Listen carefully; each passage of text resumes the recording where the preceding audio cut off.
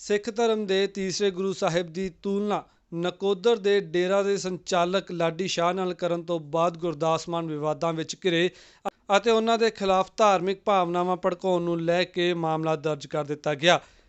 295 ਏ ਤਹਿਤ कार्रवाई करदਿਆਂ ਹੋਇਆਂ पुलिस ने गुरदास मान के खिलाफ परचा दर्ज कर लिया ਅਤੇ इस बारे जानकारी पुलिस अधिकारियों ने दी है।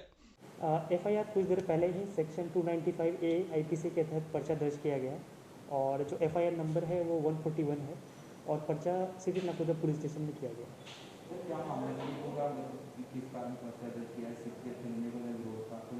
हाँ जी, हाँ जी, विरोध इस बात का था कि बेसिकली सिंगिंग परफॉर्मेंस के दौरान बेसिकली जो बातें बोली गई गुरदास मान के द्वारा वो जो रिलीजियस फीलिंग है वो बेसिकली हर्ट्स किया सर्टेन कम्युनिटीज़ का और इसी के बेसिस पे वो बेसिकली पर्चे की मांग कर रहे थे। तो कितने साल की सजा हो सकती है? जो वध से वध सज़ा है वो 3 साल का है और जो ऑफेंस है वो नॉन बिलेबल है।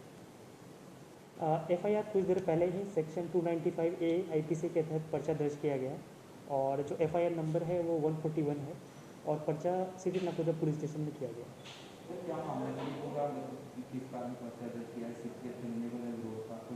हाँ जी, हाँ जी, विरोध इस बात का था कि बेसिकली सिंगिंग परफॉर्मेंस के दौरान बेसिकली जो बातें बोली गई गुरदास मान के द्वारा वो जो रिलीजियस फीलिंग है वो बेसिकली हर्ट्स किया सर्टेन कम्युनिटीज़ का और इसी के बेसिस पे वो बेसिकली पर्चे की मांग कर रहे थे।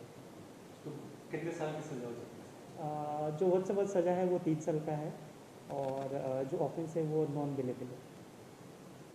FIR कुछ देर पहले ही सेक्शन 295 ए IPC के तहत पर्चा दर्ज किया गया और जो FIR नंबर है वो 141 है और पर्चा सिटी नकोदर पुलिस स्टेशन में किया गया।